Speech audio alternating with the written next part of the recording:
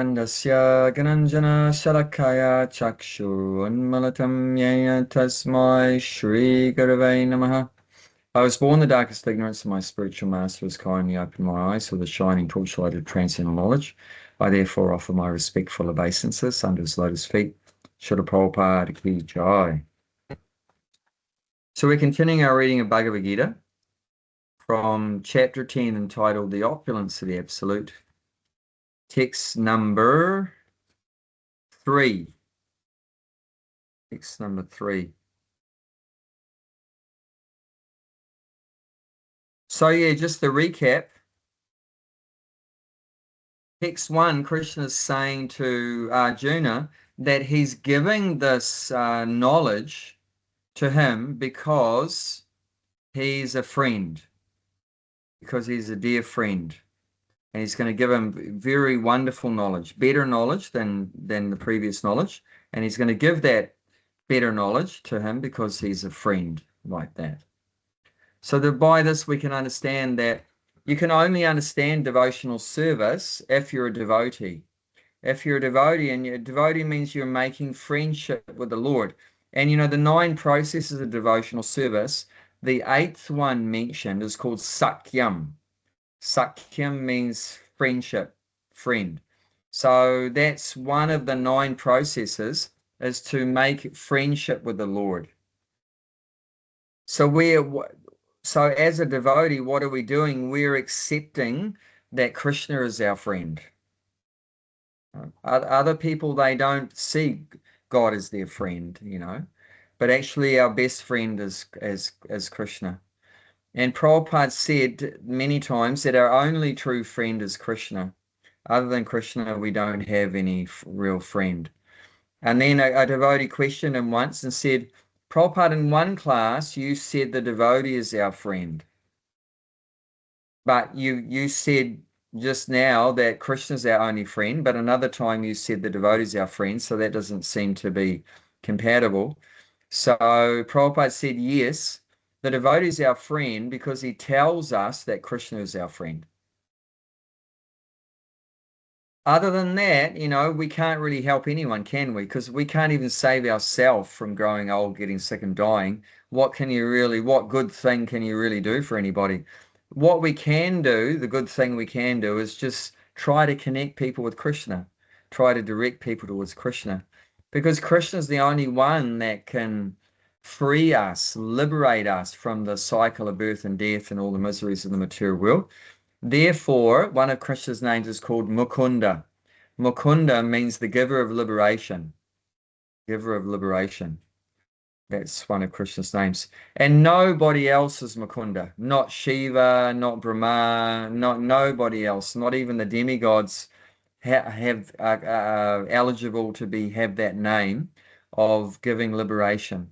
Only Krishna or another, you know, incarnation of Krishna in the Vishnu category can give liberation.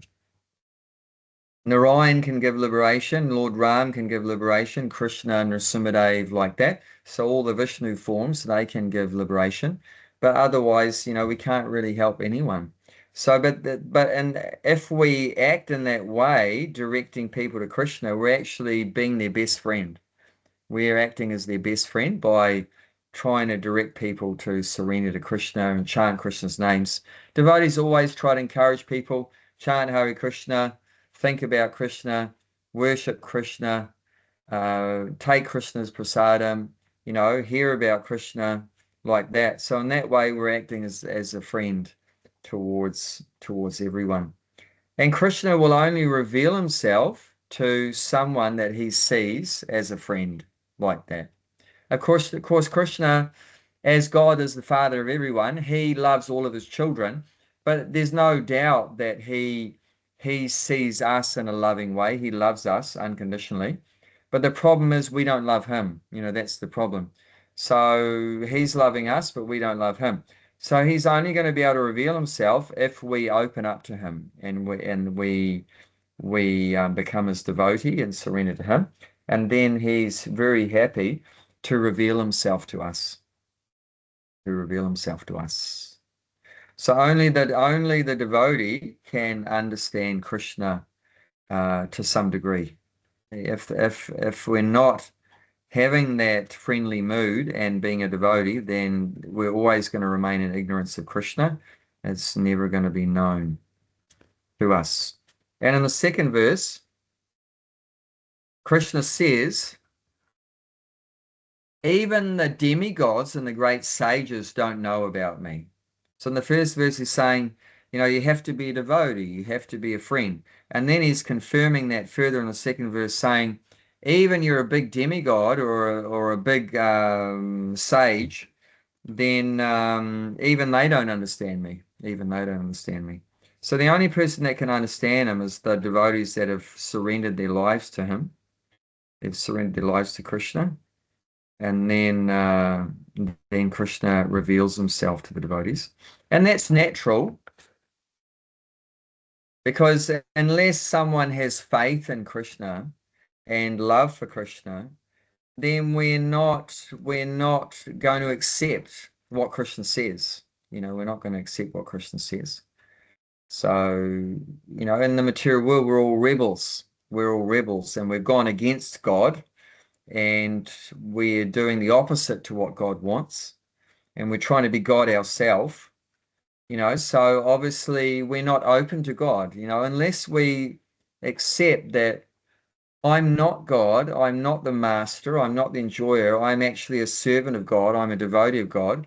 Unless we accept that, we're never going to be able to really hear from Krishna and accept what he says.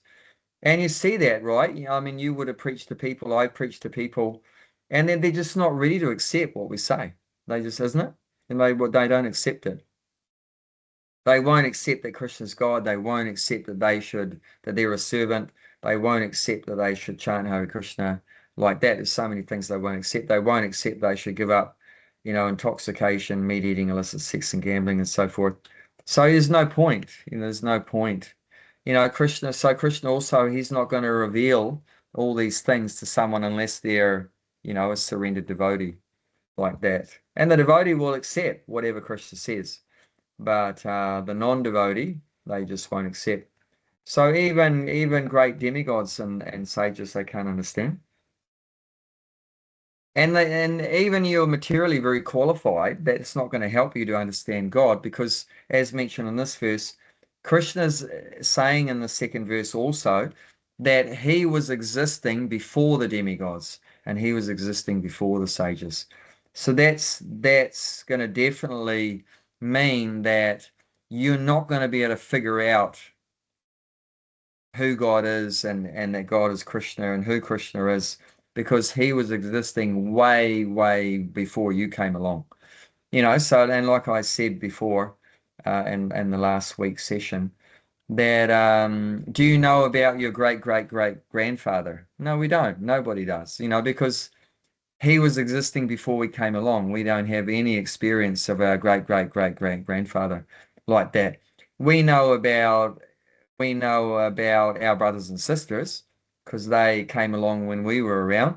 We know about our, children and, people that come after us because we've seen them where they came from and everything like that because they were born after we were born.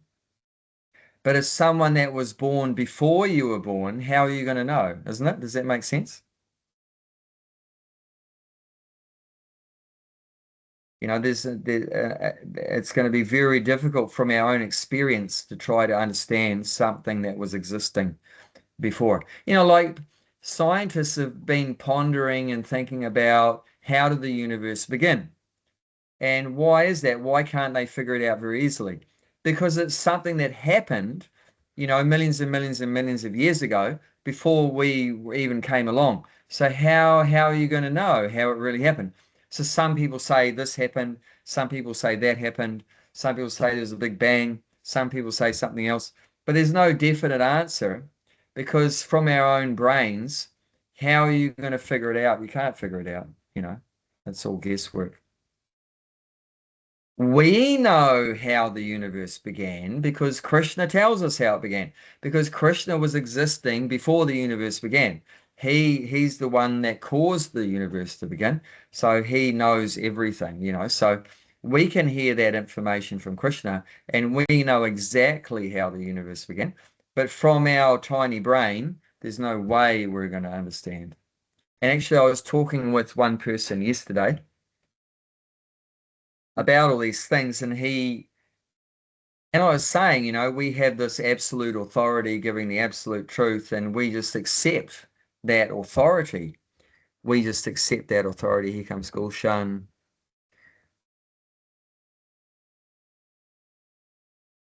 Hey, Gulshan, Hare Krishna. Hello, hello. Hello, hello. Hare Krishna. Can you hear me? Welcome. Yes, can hear you. Can you hear us? Okay. Yeah. Nice. So we just started, Gulshan, before we start the 3rd verse of the 10th chapter, we're just recapping on the 2nd verse. And yeah, so I was just saying that I was talking with one of these walkers that came through yesterday, and I was saying we have this absolute authority giving us perfect knowledge, and we just submissively hear that, accept that, and follow that.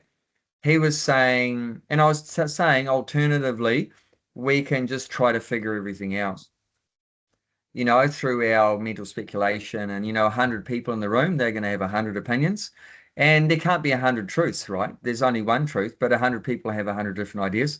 So how are you going to come to the truth? And he said at the end of, after all the talking and everything, he said, well, I'm not prepared to just accept there's one absolute authority. I'm just going to have to do what you said and just keep trying to figure it out and guess and everything. And so he sort of accepted that, the route he's choosing, the path he's choosing is very complicated, but he'd rather take that complicated path because he's just doesn't have faith to accept that Krishna is the absolute authority. You mentioned that there is a one truth. Yeah. There is more than one. It can be truth. Like if there is a bottle of water here, can you see that? Yeah. It has got a 4 direction. If it's cracked from other side, I can't see that. I say bottle is not cracked. The guy see other side is the bottle is cracked. Both are right. Yeah. So it can be more than one truth. No, it's the same bottle of water, but you're seeing it from a different angle. So it's not many bottles of water. That's so, right. Same it's thing one like bottle of water. But there's one absolute truth. So some people see the absolute truth as Brahman, the light. Some people see it as Paramatma, the super soul. Some people see it as the Supreme Person of Godhead, Bhagavan. So that's correct. You can see the absolute truth from different angles. But however, these people that aren't prepared to accept the Vedic authority, they don't get any angle. Forget about understanding Bhagavan, the Supreme Personality. They don't even understand Paramatma. They don't even understand Brahman. They don't even understand the universe. I guarantee. They don't even, as I told him, you don't even understand how your own body works. How are you going to understand God? You don't even understand how your own body works. Do you know how your heart sends blood all around the body, how your brain works? Do you know how your eyes are blinking? How your eyes are blinking, how that works? You're not even conscious of your eyes blinking. It's happening automatically. So we don't even know about this body. Do you know how the nails keep coming out of the skin? Yeah. And the nail, you can and Gulshan keeps saying yes. even the hair is growing. Yeah, the hair is coming out of your skull. That's right. Like that, and you can cut the hair or cut the nail and there's no pain, but you try and cut the skin under the hair or cut the skin under the nail and immediately you'll be screaming. So so how do all these things work? You've got something, something that doesn't have any pain coming from something that does have pain. Maybe instead of you, if there is a Prabhupada there, bigger get convinced. But even with Prabhupada, there was heaps of people that wouldn't surrender. I mean, Prabhupada had 5,000 disciples, but he met a lot more than 5,000 people. But heaps of people refused to surrender. And that's, I mean, they were still fortunate to meet him, but they were unfortunate they couldn't accept it. They got ready in their own time, I guess. And we read that verse, I think last week or the week before, was it 4:11, I think, that no, it's 7.3. Manusyanam Sahasra Su, that out of thousands of persons, only one tries to make his life perfection, achieve perfection. And out of Yes. thousands of people that are trying to achieve perfection, hardly It's one knows me in one. truth. Right? It's sort of Yes. one amongst millions, one amongst Yes. millions. So Prabhupada knew that. We know that it's very rare that someone's prepared to surrender to Sure. Krishna. Sure. And but Krishna's saying here, like in the beginning of this 10th chapter, that Krishna's only going to tell you all this, intimate knowledge about himself if you're a friend. Only if Yes. you're a friend, only if you're a devotee, is he going to reveal himself to you. And like we explained last week, that's Yeah. normal. Are you going to tell all your bank account details and everything to a stranger? You're not. Are you going to tell where you live and everything to a stranger? You're not. If they're your friend, you'll tell them everything. But if you don't trust them, if there's no relationship there, you're not going to say anything. 100%. Yes. You'll tell them your name, but you're not going to tell them any more like that. You're not, because they might abuse that knowledge, right? They might abuse that. And so therefore, Krishna remains aloof or stays away from people like that. He remains hidden. He remains hidden. And we read, the 9th chapter. What was the title? We just finished the 9th chapter. What was the title? The most confidential knowledge. So what does confidential means? It means a secret. So why But then, is some knowledge about Krishna a secret? Because like I said, you don't reveal your personal information to strangers. So for everyone else, it's like remains a secret. But for the devotees, they can find out all this inner secrets of yeah. Krishna, who Krishna is, where he lives, what his qualities are, his opulences are, who his friends are, what he eats, how he dresses. You can find everything out once you come in that inner circle. Like we all have our inner circle, and you completely trust your inner circle, and you'll tell everything, whatever like that. But if they're an outer circle, then no, it's just going to be, hello, how are you? Good day, see you later. It's all just superficial stuff like that. How's the weather? Who won the rugby? Like that. But to your inner circle, your trust, you reveal all your feelings, what's in your heart, everything like that. And that's like natural. We do that. And where does that come from? God does that too. God's a person, and he doesn't want to open himself up to people that are going to try to exploit that knowledge, abuse, that knowledge like that, misuse that knowledge, so that's, we can understand Krishna, how Krishna ticks to some degree by how we tick, because he's just, we're part of, remember, we're part and parcel of him. We're part and parcel. So whatever, the way we work and function, he functions like that too, but on a much bigger scale, obviously, but like that. Okay, so let's read text 3, 10th chapter, text 3. Yo majam anadim cha Yomam Janam Adadim Cha veti loka maheshwaram Veti Loka Maheshwaram asumudha samartyeshu Asamudha Samasteshu sarva papai pramuchyate. Sarvapape Pramuchyate. He who know me as the unborn, as the beginningless, as the supreme Lord of all words. He only undiluted among men is freed from all sins. Mm. Yeah, they So mentioned this, 7.3 as well in the purport. yeah, In yeah, chapter 3. yeah. So unless we know these three things, according to what Krishna is saying here, everyone is sinful. So we can see the nature of every soul in the material world is sinful. It's sinful to forget these three things. Why? Because Krishna's our Father. I mean, just like if you're living under the care and the maintenance and everything, the love of your parents or whatever, if you're living under their protection and maintenance, and you don't know them and you don't respect them, that's sinful, isn't it? You know, you don't have any respect or gratitude or anything for the persons that are maintaining you, looking after you, protecting you and everything. This is very sinful. To not know God, it's not only disrespectful. You won't get any property from them anyway. yeah, you're cut off. Yeah, you get cut off. Yeah, there's no. What do That's they what. call that? They call that that's the inheritance, right? You lose your Yes, inheritance. that's right.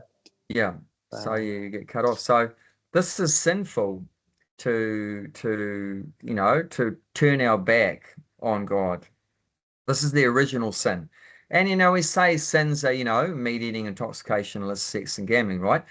But that's not the original sin. The original sin is we've turned away from God. And because we've turned away from God, now we're meat eating, intoxication, illicit sex, and gambling. So all these further sinful activities, one after another, we go further and further, and down the path of sinful life. But the original sin is this, that we've forgotten God. Like Prabhupada would always, when people would talk to him about how do we solve the problems of modern society, Prabhupada would always bring it back to the same thing. We have all these problems because we've created a godless society. Yes. So if the problems have come about because of a godless society, what's the solution? Bring back God into the center of society again. Bring God back into the center of your life. You've thrown God out of your life. You've thrown God out of society. You've thrown God out of education. Like God's not in education anymore. You've thrown him out of the family and everything like that. So, expect there's going to be heaps of problems. The solution is just have to bring God back. So instead of God less, we want to make it God plus. And that's what yoga means, right? Yoga means plus, plus God. It means plus God. Hang on, there's just a walker coming. I'm just going to have to, just hang on a minute. Hey, Gulshan, Yes. do you know this is how degraded society is becoming now? Is that in schools, in some high schools in Newcastle, kids are identifying as cats, and Really? they're allowed to identify as a cat at school and dress like cats. No way. And yes, they are. And they actually have kitty litter in the bathrooms because But the kids I are didn't see going any to of the them. toilet in the Okay. kitty litter. But And you are a it's human. How can you be act like? no, they're allowed to identify as cats.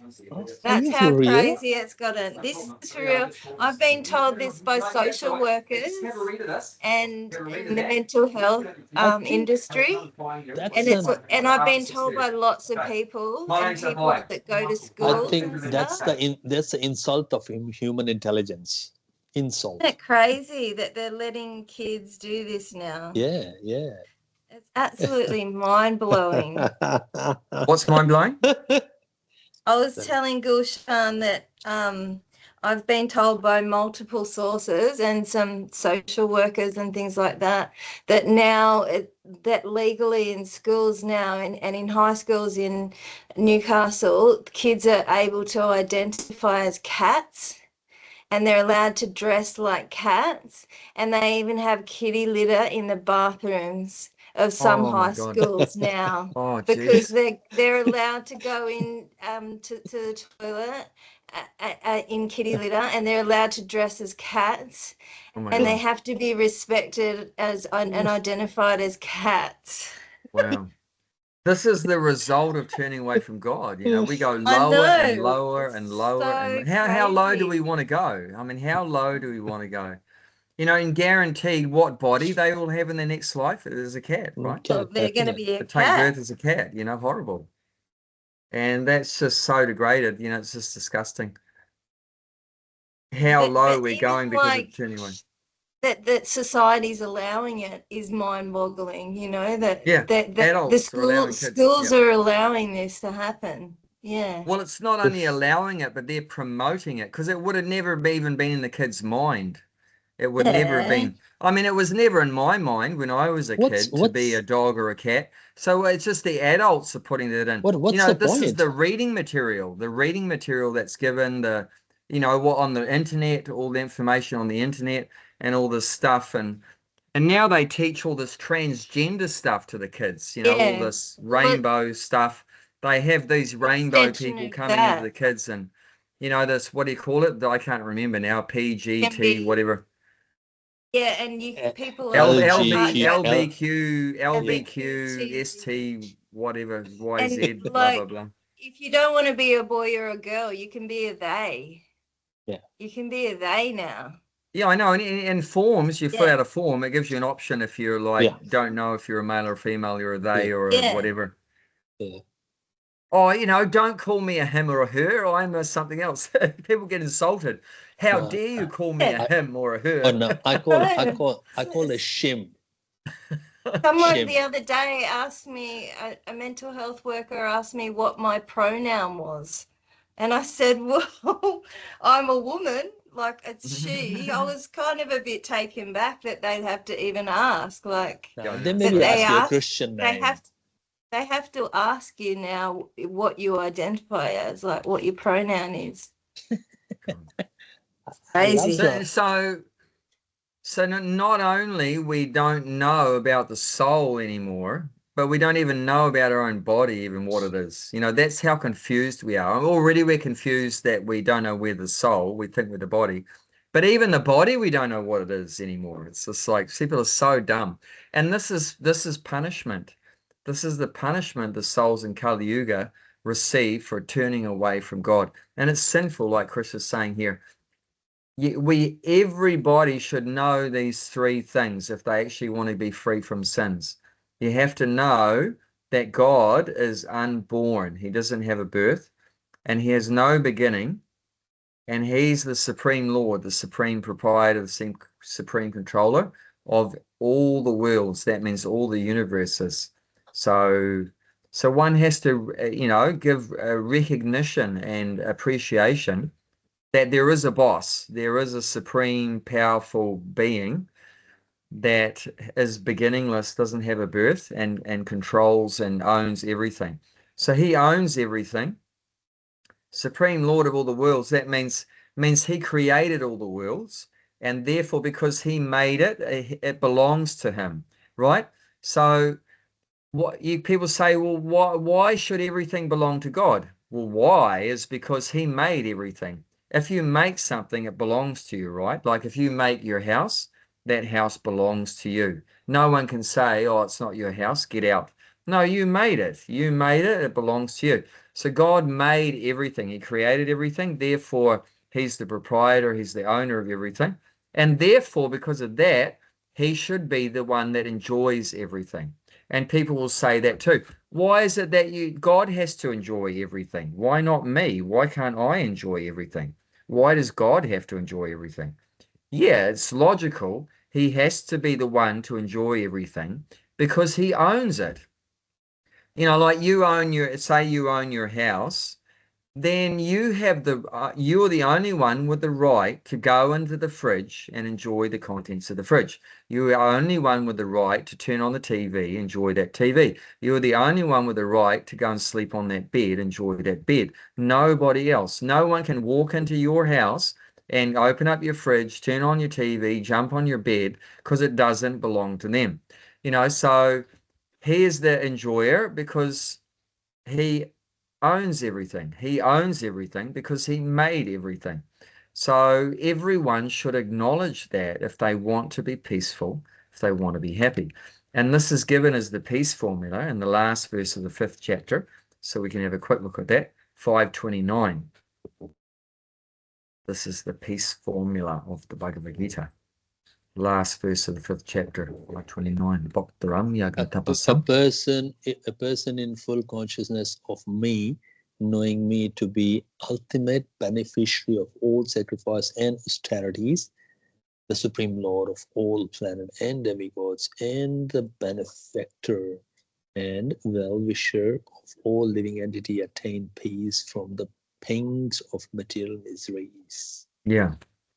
So beneficiary means the enjoyer. So he should enjoy all of our work, all our activities we do, the results of that Krishna should enjoy. So I'm doing some work like gardening, for example, and that's producing some results, some fruits and so forth. So who should enjoy those fruits? Krishna should. So that's what this verse is saying. But all your activities and sacrifices. when you eat the good prasadam, Who Yeah. enjoys that? When you had Yeah, we really enjoy it, but gulab Krishna's enjoying it jamun and first.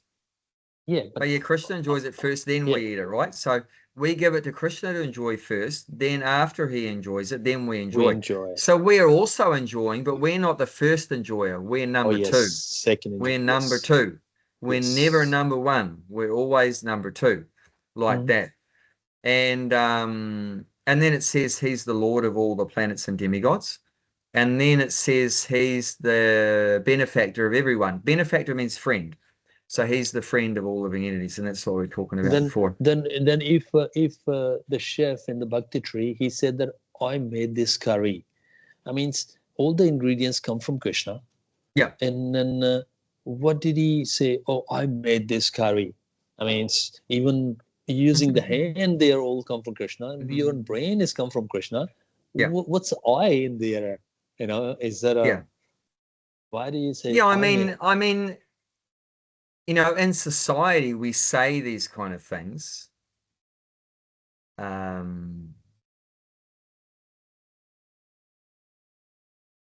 Like a guy yesterday came in, he said, "Oh, are you the owner of this property?" On the And papers, yes. yeah, on the papers, yes. And I said to him, I'm more like, I see myself as like the custodian or the caretaker, Caretaker. like that. So we're just caretaker. But yeah, externally, yes, I'm the owner externally, but I know in my heart that I'm not, that Krishna owns everything. Yeah. So, but if for in social dealings, we might say, you know, I made this cake, you know, I made this garden. Like people say, well, who made this garden? Well, yeah, in one sense, I made the garden, but I know that Krishna gave me the intelligence to make the garden. Krishna gave me the strength to plant all the trees and do all the weeding and everything like that. So ultimately, everything is supplied by Krishna. Krishna's the one that created the seeds that grew into trees, right? Without Krishna, you don't have a seed, and you don't have a tree without a seed. And without water coming on that seed, you're not going to have it. And Krishna's supplying the water. And without Even the the sunlight, sun, you're not yeah. going to have it. So the sun, the water, the seed, you know, so ultimately everything is coming from Krishna. But externally, we say it's my garden and, you know, I cook this meal and blah, blah, blah.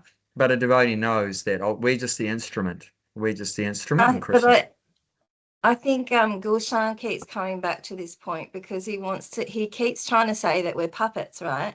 And at the Bhakti tree, at the Bhakti tree, listen, I brought up that verse. Is there that Ekadashi tomorrow? There's 5 factors for action. No. There's Okay, those 5 factors for action, and the super soul's one of them, but Yeah. our soul's one of them as well. So Yeah. there has, within those 5 factors of action, you are a factor of action. You have to be in there too. So you're not just a puppet. Who create these factors? I know, but you gotta realize Mahasevak had the desire to make the curry for Krishna. Yeah. And his soul was also there, and he was having the desire to make that curry for Krishna. Even if all the demigods were moving his arms and things like that, he still had the desire. So that's still there. So he's not just a puppet. Wow, that's powerful preaching, Bhaktimala. You got it, Gulshan. When is the Ekadashi, Bhaktimala? When is the Ekadashi? It was We on just Sunday. had one like 4 days ago, so it's not going to come for another week. It was on Sunday. Sunday, Prabhu. Yeah, we were waiting for you at the Bhakti How come tree. you say 4 days ago? How come that Abhay Yeah, Prabhu because said it was 4 days? just full moon yesterday, and Ekadasi is the 11th day of the moon. So yeah, it was Ekadasi was last Sunday, and today's Thursday. It was last Sunday. Waiting for you at the Bhakti tree, Gulshan. We were wondering where you were. No, you say Ekadashi on Sunday. Coming Sunday, is it? No, not the coming Sunday, the following one. So in a week and a half. Oh, okay. Yeah, week and a half. Yeah. Okay. So it was just last Sunday. Last Sunday. Yeah, last Sunday I went there to Clarence Town. I didn't get a chance. Okay, that's all right. But yeah, I'll come to continue my my things there with you, Bhaktimala, next Sunday. I'll come with the full prepared with a tons of breaks. You got smashed, Gulshan. You got smashed. No, I love to get smashed. You know what? Even if I lose, I learn something. Good. Yeah, exactly. Yeah. So you're taking it very humbly. That's good. Of course. Yeah. We're all here to learn. You know, I know. The day you say that I already learned, you close all the doors for learning. Exactly. That's why in Vedic education, the very Never. first lesson is humility. Yes. Humility is the number one. That's the ground level. That's the foundation of our life, is that Yes. humility. Yes. And I just the feel like devotee, we're gonna lose Gulshan because he's gonna turn around and say, "Doesn't matter what I do, I'm just a puppet," and he's just gonna go off and disappear. no, Well, no. the thing is, you say you lose Gulshan. You never had Gulshan. What do you mean losing? You can lose something when you have something first, then you lose it. In order to lose, you have to have an ownership, then you lose it. You're not an owner. What to Yeah. lose? Nothing to lose. You say, oh, surrender. Okay. What to surrender? We'll You give got you that one, nothing. You own Gulshan. You won nothing. that I'll one. give you that. I'll give you that. Okay, let's come back to the verse. Okay, let's read the purport. Yeah. Who's We can reading? start. One Bhaktimala. paragraph at a time. Bhaktimala is pumped. She can read. Okay. Oh no, I've lost it now. Okay. So we're 10th chapter, text 3. Yeah. Yeah. Okay. As stated in the 7th chapter, 7.3, Manusyanam Sahastru Siddhyati Satyaye. Those who are trying to elevate themselves to the platform of spiritual realization are not ordinary men. They are superior to millions of ordinary men who have no knowledge of spiritual realization. But out of those actually trying to understand their spiritual situation, one who can come to the understanding that Krishna is Supreme Personality of Godhead, the proprietor of everything. The unborn is the most successful, spiritually realized person. In that stage, only when one has fully understood Krishna, Supreme Position, can one be free completely from all sinful reaction, and you never will understand a full Krishna. Nobody will, not even demigods. So we're not going to be reach to the old sinful reaction, like completely reach there, because we're never going to understand complete Krishna anyway. No, that's not what it's saying, Gulshan. You're interpreting all the words. One can free completely from all sinful reaction. That means you have to fully understand If you know Krishna. those 3 things, and that's not hard. It's not hard. Is it? It's not saying you have to know everything. You only have to know 3 things. Can't you even remember 3 things, Gulshan? Fully understand. It's a fully understand. What do you mean fully understand? Yeah, fully understand Krishna's supreme position. And the supreme position is that he's unborn. He's the only one. That's the supreme position, right? Because everyone else has a birth, right? Everyone, think about this. Everyone else has a birth. God is that person that has no birth. That's God, right? Everyone else has a birth. So it's not hard to understand that. But you do have to understand it, but it's not hard to understand. God, what is it? One definition of God is that person that has no birth. He has no beginning, right? Everyone else has a beginning. Everyone else has a birth. But God has no even birth. demigod doesn't understand Krishna. Exactly. Because Krishna was existing before they came along. Krishna was existing before they came along. How do you know what was happening on this earth 1,000 years ago, because you weren't here, 1,000,000 years ago, 10 million years ago, 1 billion years ago. So anything that's coming before you, you don't know. So demigods was not 5,000 years. They were like Krishna came 5,000 years ago, but demigods was before, the way back in the Lord Rama's time. No, we're not talking about when Krishna incarnates on the earth. Oh, okay. We're talking about what Krishna's origin is, where he comes from. That's why, when Krishna came on this earth 5,000 years ago, when Indra saw Krishna, he was just thinking he's a little coward boy, with some yogurt and fruits in his left hand. And that's why he threw the rain down on him. And when Brahma saw Krishna, he thought the same thing. He's just a little coward boy. And that's why he stole Krishna's friends and the calves. So they were both confused and bewildered. They didn't understand Krishna because they're thinking he has a birth, that he was born in a coward village and he's just an ordinary coward boy, maybe a little bit stronger or whatever. but they didn't understand his supreme position, that he has no birth, he has no beginning, that he's the Lord of all the demigods. They didn't understand that. And therefore they, created some mischief. And Krishna had to teach them a lesson. Krishna had to teach both of them a lesson. After Krishna taught them a lesson, then Indra and Brahma understood, yes, he's my boss. He's the Supreme Lord. He's actually wasn't born in the cowherd village. So he has to teach me lesson in order to understand me completely. I got the lesson. Yeah, I had a cancer. Yeah, so that's part of the lesson. Yeah, and you become humble, and because Krishna smashed Indra and Brahma's pride, and then they become humble. Who am I? Nothing. Yeah, so yeah, but if we don't want to be further smashed and further suffering, we should just accept it. Otherwise Krishna has to smash us around a bit more. So yeah, if we're intelligent, we should just accept what the authority says, that Krishna is the Supreme Lord. And Arjuna accepts it, so why can't we accept it? He's not dumb. Arjuna is very intelligent. And we can look at that verse. We can skip forward to 10, 12, and 13, two verses together. And this verses is Arjuna's realization of who Krishna is. Arjuna said, "You are the Supreme Personality of Godhead, the ultimate abode, the purest, the absolute truth. You are the eternal transcendental, original person, the unborn, the greatest. All the great sages such as Narada, Asita, Devala, and Vyasa confirm this truth. You, and now you yourself are declaring it to me." So this verse is showing that, well, Arjuna has accepted Krishna's supreme position, so why can't we? Why can't we? Why is Arjuna accepting, Krishna as the supreme? As mentioned here, one thing is Krishna is saying that he's the supreme, okay? But then you might say, well, anyone can say I'm God. Are you going to just believe anyone that says they're God? But not only is Krishna saying that he's God, but it's mentioned here, all the great sages say that he's God. So it's mentioned some names. Narada Muni says that Krishna's God.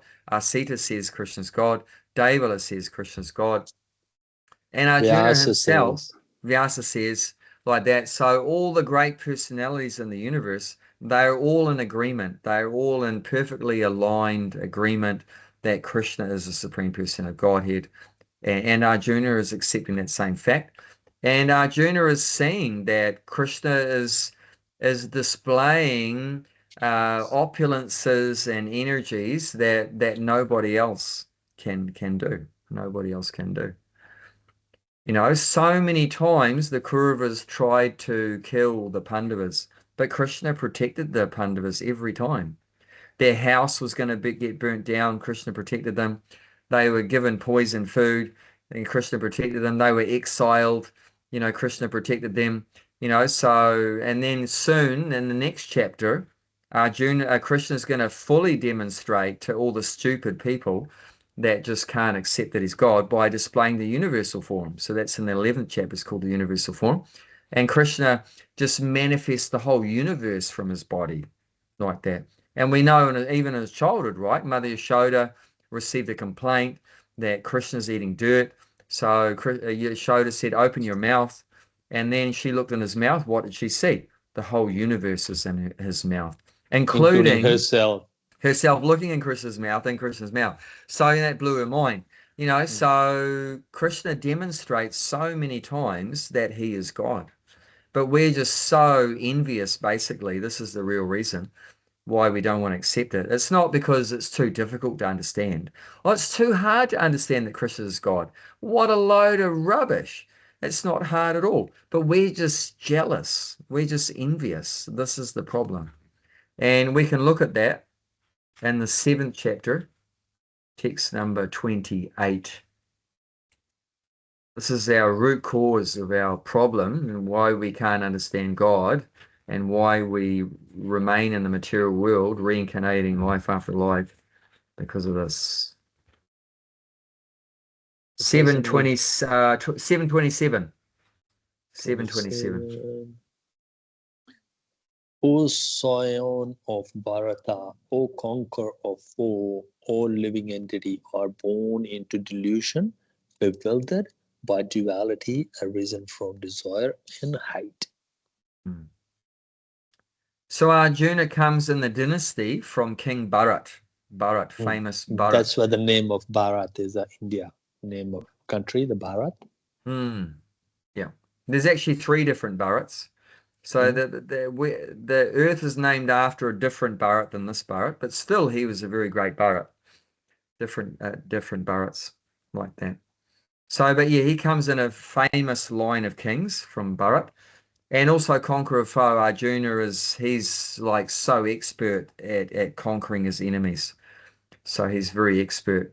So he's addressing Arjuna here, and then he's telling Arjuna, you know, how is it that we're just born into ignorance and life after life we keep going?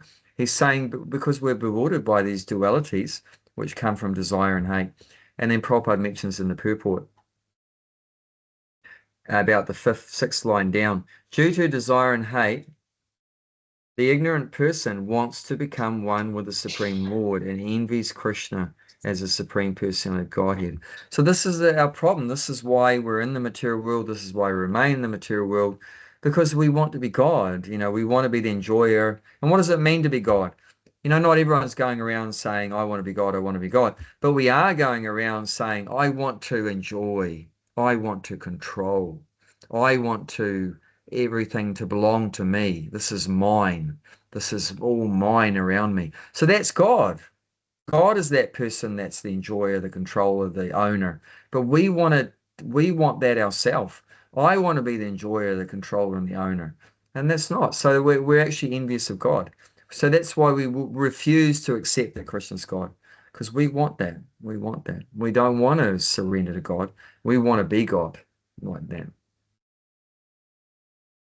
And actually, my guru, when he first met Prabhupada, he was, you know, also affected by this Mayavad impersonal philosophy and everything.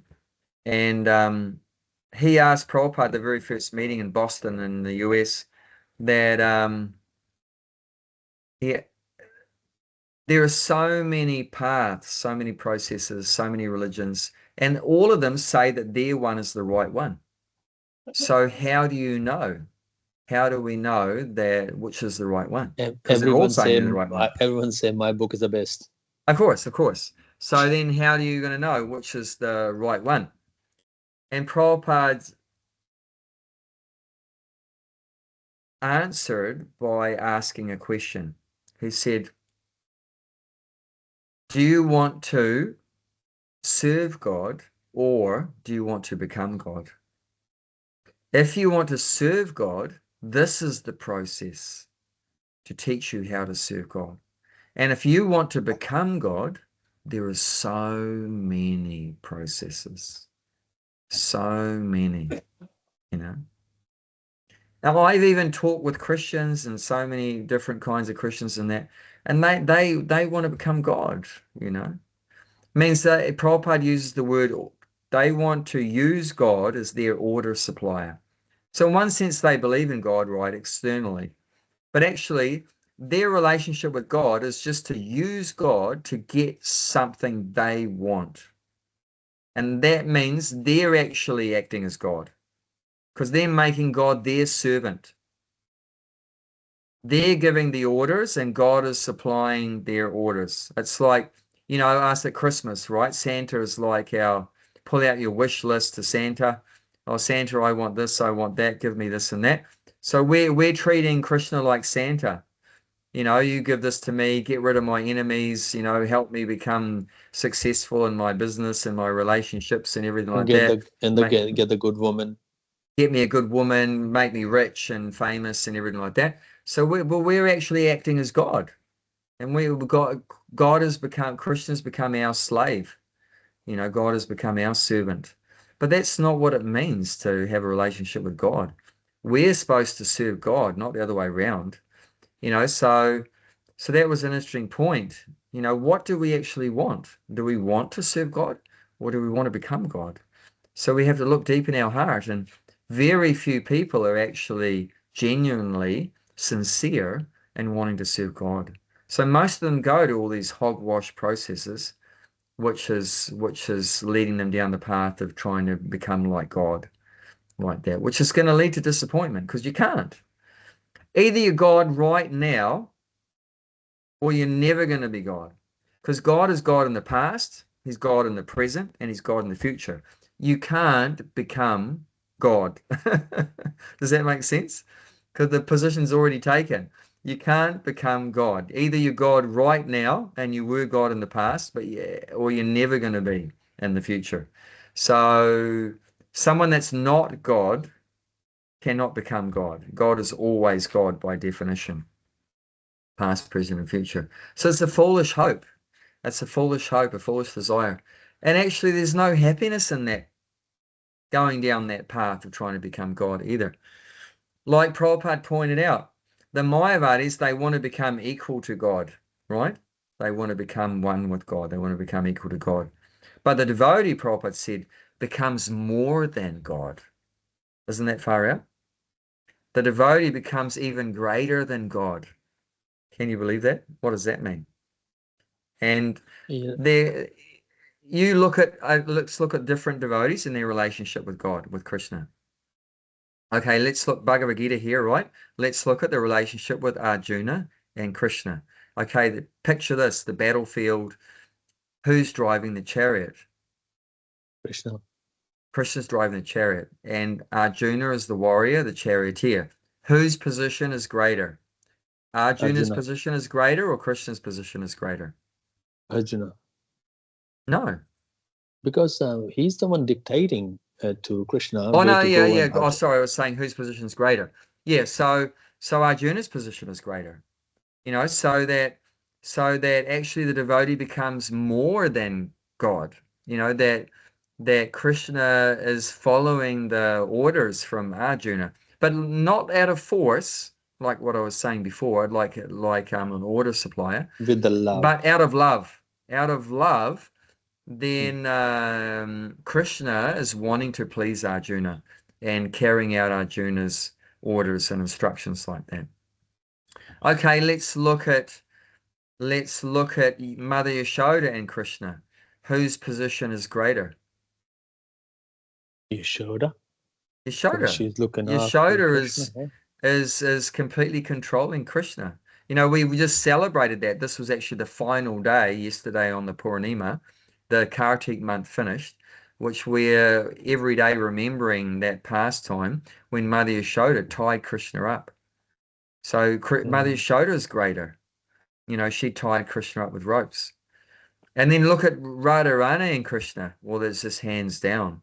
You know, when Radharani gets upset with Krishna, she goes into this man state of becoming like angry, and and and then Krishna has to fall down at her feet and begging her forgiveness and everything like that, trying to pacify her anger and everything like that. Creator of the whole world, three worlds, and he's just down his feet. Yeah, down at Radharani's feet. You know, so and this is out of love, and that's what we learn in this Kartik month, that Krishna's only controlled by love. He's the supreme Yes. controller. He's the supreme controller of everything, all the planets, all the demigods, everything. However, personally, in terms of relationships, he becomes controlled by the love of his devotees, Devotee. like that. So this is very sweet, and this is like one of Krishna's best qualities is that he's so affectionate to his devotees. He'll do anything for his devotees. And he'll even, as we know, like he did with Bhishma Dev, he even, break his promise, to save his devotee Arjuna and to keep the promise of Bhishma Dev. He broke his promise not to pick up a weapon in the battlefield. So he'll do anything, to serve his devotees and please his devotees. So yeah, this is Krishna. So definitely we can understand Krishna's supreme position, but we have to get free from this envy. As long as we're envious of Krishna and we want to be God, we're never going to understand Krishna. But if we can just develop a service attitude and give up this envy, then very easily we can understand that Krishna's God. Prabhupada was so proud of the first child born in ISKCON to devotee parents. Do you know who that was? Who was the first child born to Prabhupada's disciples? Her name, the parents were Shama Sundar and Malati. And the child's name was Saraswati. So Prabhupada was so proud, he would tell, and when he would meet people, see this little girl, she's like 5 years old, and whoever she meets, she asks them a question. Do you know who Krishna is? And they would usually say no. And she would say, Krishna is the Supreme Personality of Godhead. And Prabhupada would say, just see. She is such a good preacher and So very how old is she intelligent. now? How old Oh, is she now? And where she lives? she must In be over 50 40s. now. Yeah, in her late 40s, early 50s. Yeah. Yeah. Like that, around 50. Yep, she's a great soul. Very fortunate. So yeah, it's not that hard. But we just have to accept these simple things, that Krishna's unborn, beginningless, he's the Lord of everything. But it's only due, like I said, to envy. You don't like to hear that. Oh, Krishna's God. No, I don't want Krishna to be God. I want to be God. I don't want to do what Krishna says. I want to do what I want. I want to do what I want. So I don't want Krishna to tell me what I can do and what I can't do. I'm going to decide that. I'm in control of what I do and what I don't do. So like that, due to envy, we can't accept the simple facts. They're simple facts. It's not hard. I don't have a PhD in anything, or a bachelor's in anything. But I understand these things, because we're prepared to accept that we're the servant. We don't want to be God. We want to be a servant of God. And we know that, like Prabhupada said, that the devotee enjoys even a position greater than God. I've experienced so much happiness since I came to Krishna consciousness. Since I gave up this ambition to be God, I've experienced far, far more happiness than from trying to imitate God, trying to enjoy and control and everything. I failed miserably at that and suffered a lot at that. But now I feel so much more peace and happiness and satisfaction from serving God. We're getting these results, tangibly we're experiencing these results, feeling so satisfied, And often these people coming through, they're only one day here, but many of them, you can see by the time they're leaving, they're almost at the point of tears. They're just so happy, from their experience here. And you can see they don't want to leave. And many of them actually say that I don't want to leave. I'm so happy here. One lady said to me in our guest book, she wrote in our guest book, she came on the final day of Kartik, this lady named Kayla from the USA, came in. She said she liked kirtan. She's heard some kirtan, not even physically been in kirtan before, but she's seen it on YouTube. She heard about kirtan and saw it on YouTube, and she liked this kirtanier called Krishna Das, like that. And so we took that as well. She's a bit keen for kirtan. So we invited her. We said, we've got kirtan at 7 o'clock tonight. If you want, you can come in. And on the final night of Kartik, which is the most auspicious, on the Purnima, full moon, the last day of Kartik, she came and offered a lamp to Yashoda Damodar, and she sung Damodarastika song, English and Sanskrit. And then and she was almost in tears. And in the guest book the next day, she wrote that she will never forget this day in her life. It's like she just meant so much to her, like that. And she finished off saying Hare Krishna, like that. So her life is completely successful, like that. So people are just, we get so much happiness if we can just become a servant of Krishna rather than trying to become Krishna. There's so much more happiness in that. So you don't lose anything from giving up this ambition to be great and be God and powerful and enjoy and everything. We don't lose anything. We gain much, much more much, much more like that. Does anyone want to say anything about any of that? All good. Oh, good. Okay. Bhakti Mala, do you want to read the next one?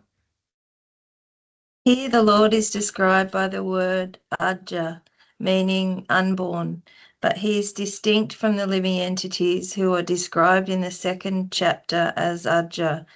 The Lord is different from the living entities who are taking birth and dying due to material attachment. The conditioned souls are changing their bodies, but his body is not changeable. Even when he comes to this material world, he comes as the same unborn. Therefore, in the fourth chapter, it is stated by the Lord, by his internal potency, it is not under the inferior material energy, but is always a superior energy. Mm. Mm. Yeah, okay. So this is saying that like this verse is saying the Lord is Aja, he's unborn. Ja means born. Ja, put the A in front, is the opposite, so it means not born. So Ja means born, Aja is not born. But it's saying here in the purport, the living entities are also described as Aja, but it's a different kind of Aja, a different kind of Aja. So we also were eternal, like Krishna's eternal, right? So eternal means no beginning, no end, right? When you say eternal, that's basically what you're saying. If you say this thing is eternal, the soul is eternal, it means it has no birth and no death. That's what eternal is. So although Krishna's eternal and we're also eternal, but it's a different kind of eternal. Because we're eternal, but we're, due to our, misusing our free choice, we are forced into take birth in all these different material bodies one after another. Whereas Krishna is never forced to take birth in material bodies. Even when he comes to the material world, he comes in his original spiritual body like that. But let's just look at the verse. Let's just look at the verse, which is saying that we're unborn. So look at second chapter, text 20.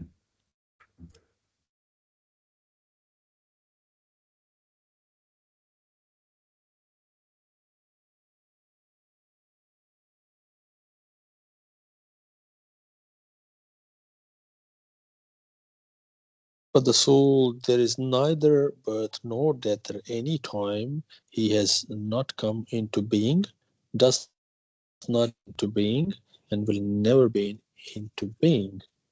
He is unborn, eternal, ever existing, and primal. Primeval means very Primeval. old. He is not slain when the body is slain. Hmm. So yeah, Aja, we're also unborn. But there's a difference in that we get stuck in these different bodies and like that. If Krishna will do something, like no one above Krishna, not even level or above to Krishna, no one will correcting is right or wrong. He can do anything. Well, you're saying Krishna can do anything. No one's going to correct Krishna. Is that what you're saying? Yeah, if he does something, you see, you know what? I don't like Goshen. Okay, just to become a pig. And like Yeah. no one will, I can't say, listen, I was good. No one will say ever. Yeah. Whatever he wants, that he wants to be, you know? Yeah.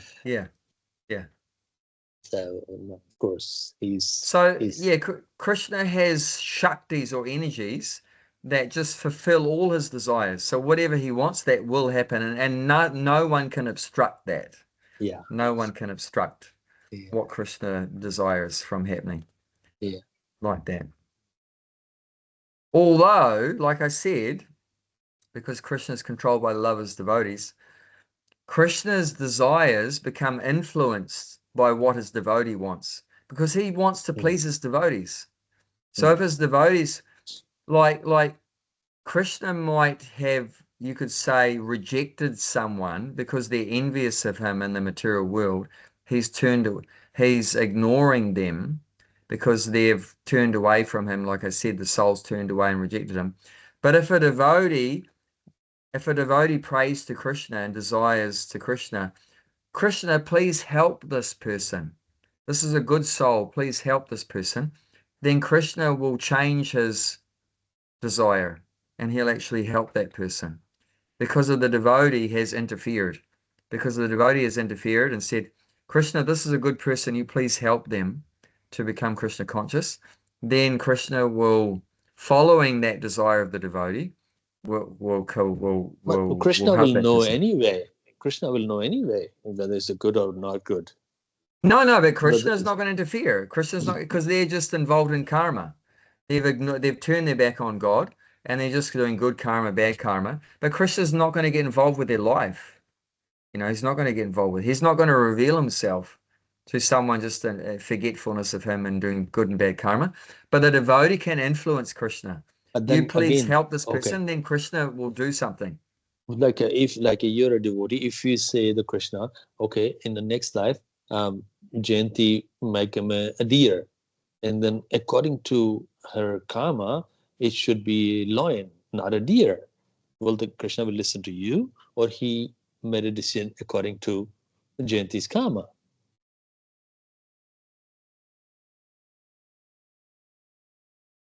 Well, even we have, like in the Dhammadarastaka that we sing in Kartik, it talks about the two sons of Kuvera, Manigriva and Nalakuvara. They were cursed by Narada to take the birth of trees. So, devotees' desires are very powerful. Due to the desire of Narada Muni, they were cursed to take birth as So trees. it'll take But it was a overtake. blessing. It was a blessing because Narada knew that in future Krishna will be there, and then he'll pull them over when the wood and grinding mortar gets stuck in the trees, and then those two sons will get delivered by Krishna. So yeah, the devotees, a pure devotee can be very powerful, but the devotees usually desiring only one thing: Krishna, please help this person become Krishna conscious. Mm. Yeah. Yeah. I tell you, when Prabhupada first met my guru, which I told you in Boston, my guru sent him a letter after he met him, and then surrendering to Prabhupada, saying that he wanted to surrender to Prabhupada. And Prabhupada wrote back saying that, when I met you, I prayed to Krishna, may this good soul appreciate the value of Krishna consciousness. So you get that? Prabhupada's praying to Krishna that this Giriraj would appreciate the value of Krishna consciousness. And he did. He did, receiving that blessing, mercy from Prabhupada. And then my guru, when I met him, I sent him a letter saying I want to surrender. And then he wrote me back saying, in the same way, when I first met you, that's when he's talking to me. So when I first met you, I prayed to Krishna, may this good soul appreciate the value of Krishna consciousness. And I did, so definitely that Krishna acts, following the desire of the devotee, definitely. He's influenced by that. You stopped it. You didn't continue the parampara. Because Prabhupada said to Giriraj Swami says to you, but you continue, you stopped your saying to you. You should have to continue this parampara to say I to know the that. other. I know that. I know that. And I mean, informally I am. Okay. Informally I am. And, I'm not that sincere as they are, Prabhupada and my guru, so my prayers are not so powerful as theirs. But still, sometimes I remember to pray to Krishna to help this person become Krishna conscious. And by Krishna's grace, quite a few people have become Krishna conscious. That's correct. That we met up with, and they became Krishna conscious, and they've become initiated devotees and things like that. And that's wonderful. And one of the persons I first met, and he was a hardcore Christian, and he took a book from me in Hamilton in New Zealand. It took me a long time to convince him to take the Bhagavad Gita, because he, as a hardcore Christian, he didn't want to. Yeah. But somehow I convinced him to take it. And through reading that Bhagavad Gita, he surrendered to Krishna. And he actually, at one point, he was the head pujari in the Melbourne temple. He became the head pujari in the Melbourne temple. Another one we sold him a Bhagavad Gita when I was distributing prasadam at Auckland University many years ago, and he became initiated disciple of Janananda Maharaj and has done great service in there, under the guidance of Janananda Maharaj. And so yeah, definitely that devotees, we should desire that, to pray to Krishna, please help these people become Krishna conscious. And then Krishna becomes influenced by those desires of the devotee. Otherwise, Krishna's just aloof. He's not getting involved. Like I said, good karma, bad karma. He's just playing his flute, enjoying with the devotees in the spiritual world. But if a devotee, prays to Krishna, please help, then he may. Of course, he's completely free, whatever he wants to do. But definitely he gets definitely influenced if a devotee is very sincerely praying, on the behalf of some others, please help them like that. And another thing it says in this purport we can check out is it's saying, even when he comes to this material world, he comes as the same unborn. Therefore, in the 4th chapter, it said the Lord, by his internal potency, is not under the inferior. Because that's what people say, is that Krishna's an ordinary person, but that's not true. He actually comes in his original unborn spiritual body. So what's that referring to is 4th chapter, text number 6. 4th chapter, text number 6.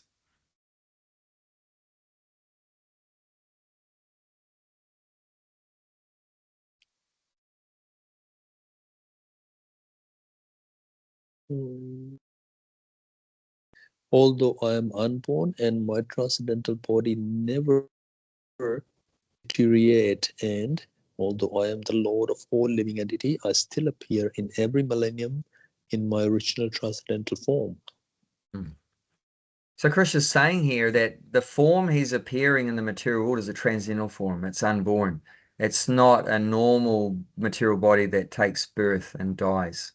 So he always remains transcendental, both in the spiritual world and the material world. So yeah, he's separating his being in the material world to ours. We're unborn as a soul, but we take birth in a material body, whereas Krishna does not take birth in a material body. He appears in his original unborn, transcendental form. So that's the difference between Krishna and us. One of the differences of many in Krishna and us. Okay, let's read another paragraph, huh? Is Bhaktimala disappear? Yeah, I think she's had a problem in the past where her phone overheats. So it could have been that. Her phone. Well, I keep telling her, don't charge your phone. She's lucky she know her past. I don't know my past. What do you mean knows her past? Yeah, okay, 3rd paragraph. In this verse, the word Viti Loka Maheshwaram indicates that one should know the Lord Krishna is the supreme proprietor of planetary system of universe. He was existing before this creation and he is different from his creation. All the demigods were created within this material world, but as far as Krishna is concerned, it is said that he is not created. Therefore, Krishna is different even from the great demigods like Brahma and Shiva. And because he is creator of Brahma and Shiva and all other demigods, he is the supreme person of all planet. Yeah, so Krishna's position is even greater than the demigods because he created the demigods. Yeah, and he created all the planets. So yeah, his position is definitely more greater than the demigods. There's, of course, amongst Hindus, this is a problem that many Hindus have. They put Krishna on the same level as all the demigods. But this is a mistake. He's on another level above to the demigods because the demigods were all created, 330 million of them were all created by Krishna.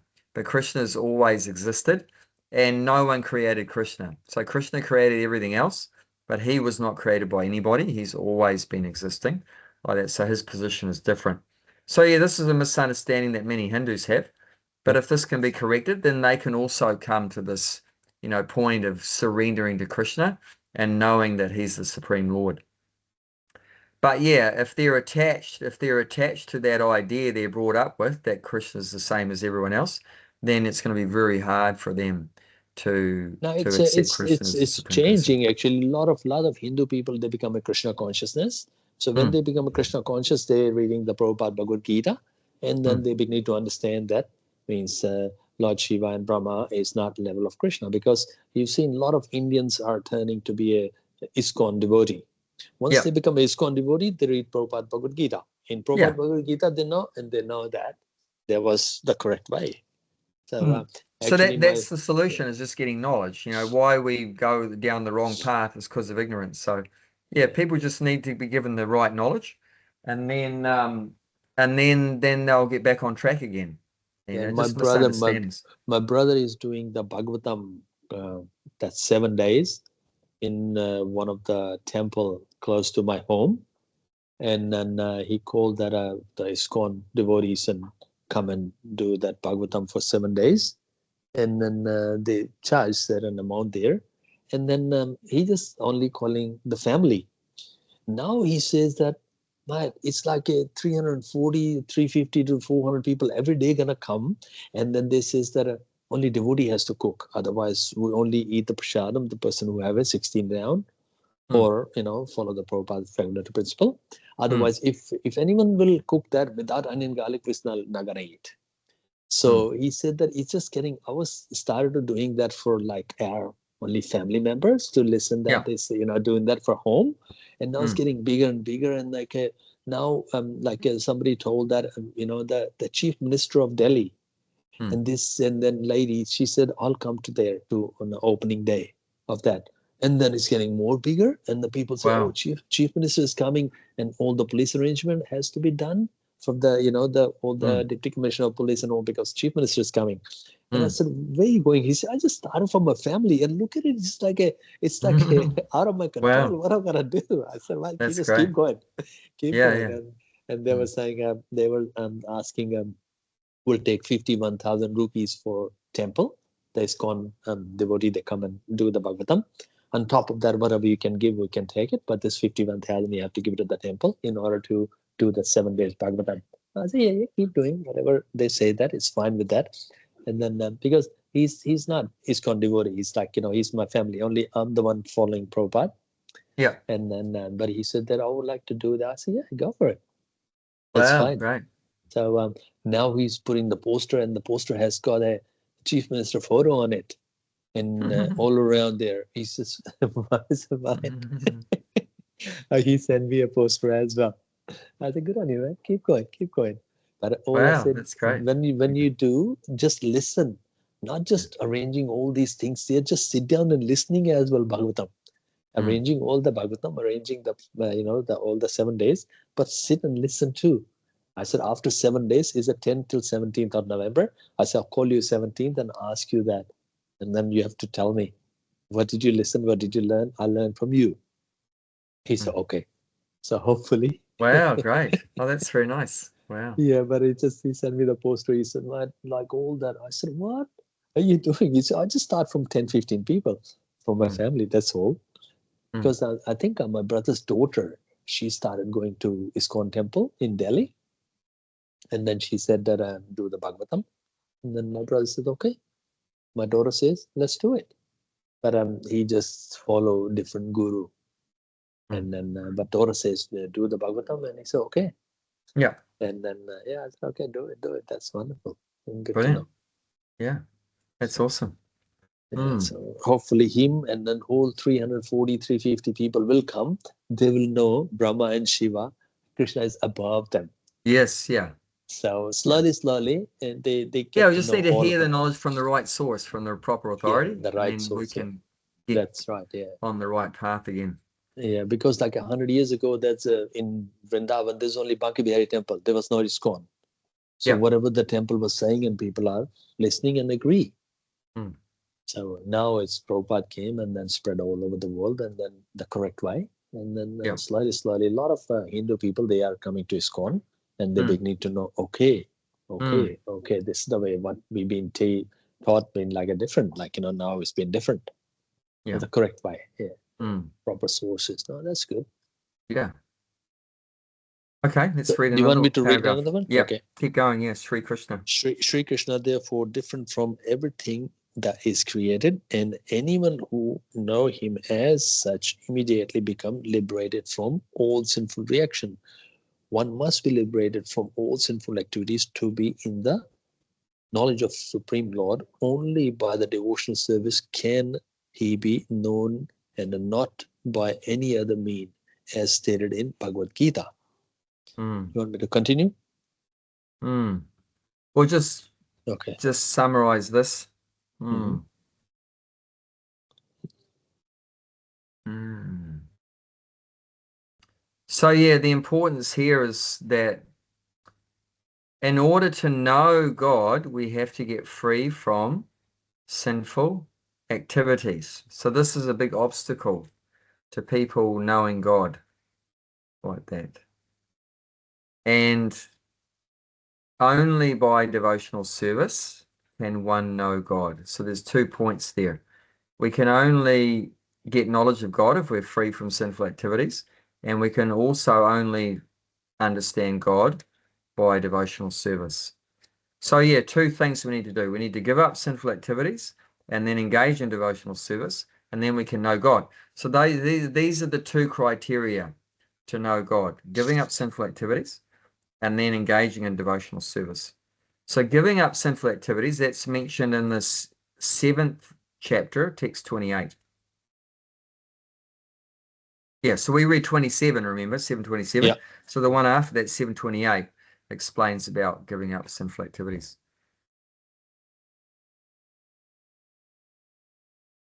The person who had acted piously in previous life and in this life, and whose sinful actions are completely eradicated, are freed from the duality of delusion, and they engage themselves in my service with determination. Mm. So as the verse before was saying that we're in ignorance, bewildered by dualities of a desire to be And God and hate. hatred Yeah. of God. So if we can give up sinful activities, then these dualities will go away. Then we're going to get freed from these dualities of desire to be God and hatred of God if we can give up the sinful activities. So, and instead of doing sinful activities, we should do pious activities. So pious activities are activities that are like cleaning our heart. Sinful activities means activities that are making the heart more unclean, more dirty. And the opposite to that is pious activities. That's making our heart more cleaner. You know, like giving charity, performing some austerities, performing some sacrifices. So these are all pious activities. And that's cleaning our heart when we do these different pious activities. But yeah, sinful activities are going to make us more envious and more hatred and anger and greedy and lusty and all these kind of things, and getting further and further away from understanding God. So yeah, this is like a prerequisite to know God is on one side getting free from sinful activities, and on the other side engaging in devotional service. And Prabhupada has made it very simple by giving us the instructions of giving up meat eating, intoxication, illicit sex, and gambling, and on the positive side, chant Hare Krishna. So those 4 things, that's the giving up sinful activities, and that one thing, chanting Hare Krishna, that's the devotional service. So this is going to bring us to knowing God. If someone avoids those 4 sinful activities and on the positive side chants Hare Krishna, that will bring them to know God. Just by doing that one thing and avoiding 4 things, that will bring them to the point of being able to understand God, to know God like that. Okay, you can read the next one. One should not try to understand Krishna as a human being. As stated previously, only a foolish person thinks him to be a human being. This is again expressed here in a different way. A man who is not foolish, who is intelligent enough to understand the constitutional position of Krishna Godhead is always free from all sinful reaction. Mm. Mm. I think that one where it's saying that if you don't surrender, or First if you thing, because think you have to he's an be, ordinary person, then you will that's surrender. mentioned, I think, in the 9th chapter. Yeah, text 11. So 9th chapter, text 11 is explaining that point that only a fool thinks he's a ordinary human being. So that's in 9:11. Fool deride me when I descend in the human form. They do not know my transcendental nature as the Supreme Lord of all that be. Mm. Mudha. So people that are ignorant, mudhas, the mudhas, they think that Krishna, when he comes to this world, he has a human form, he has a material body, but that's foolish. Foolish. Yeah. Okay, next one. If the Krishna known as the son of Devaki, then how can he be unborn? This is also explained in Srimad Bhagavatam when he appeared from Devaki and Vasudeva. He was not born as an ordinary child. He appeared in his original form and then he transformed himself into an ordinary child. Self-explanatory. Yeah. So when he appeared in the prison of Kamsa, he was fully grown with 4 arms, and he carried the conch shell, disc, and club and lotus, and he had all the hair, and he had jewelry and flower garland and everything. So completely transcendental. And then he transformed himself into an ordinary looking child. But yeah, he's definitely not a normal kind of birth. Wasn't shoved out of the womb, no blood and all that screaming and everything like that. So 100%, completely transcendental. But then the Krishna can be like as a normal person to seeing that, but like not everybody knows that. I mean, like a Chaitanya Mahaprabhu, we just ordinary, like Gopi Bhav, we just appear. But Krishna can be appear in like in normal, like, but only the people knows that will see, but ordinary person can't see that. This is just foolish people. They're just criticizing because they got nothing better to do. Because even if you're born ordinary, still Krishna is Krishna. Yeah, well, I mean, ordinary in the sense that he looked like an ordinary person because he's got 2 eyes and a nose and a mouth and 2 arms and 2 legs. But not ordinary in terms of, if you see his activities, he lifting a mountain, expanding into 16,000 husbands of 16,000 wives, and which is inhaling forest fires and killing demons that even demigods can't do anything about. And so many extraordinary things. But yeah, looking like a human, but however, so beautiful. Therefore, we call him Shyam Sundar. He's attracting all the gopis and the gopas, and there's just beautiful qualities, and all of his qualities and features are so attractive. And that's why he has the name Krishna. Krishna means all attractive. So he's so beautiful and so attractive and like that. So yeah, in one sense ordinary because he has 2 legs, 2 hands, and 1 head and 2 eyes, but completely not ordinary in terms of he's more beautiful than anyone else, more knowledgeable than anyone else, more stronger than anyone else. We said, right, God means 6 opulences in full. 6 opulences, unlimited beauty, unlimited strength, unlimited knowledge, unlimited wealth, unlimited fame, unlimited renunciation. And that's what God is. So yeah, looking like us, but yeah, unlimitedly. And we got a little bit of strength, but we don't have all the strength, but Krishna's got all the strength like that. I think our time's up for today. But okay, nice so we can rest and read next week. Yeah, we'll continue on from that next week. Okay. All right. Hare Krishna. Okay. Good to see you. All the best, Prabhu. Take care. Take care. Thank you. Hare Krishna. Hare Krishna.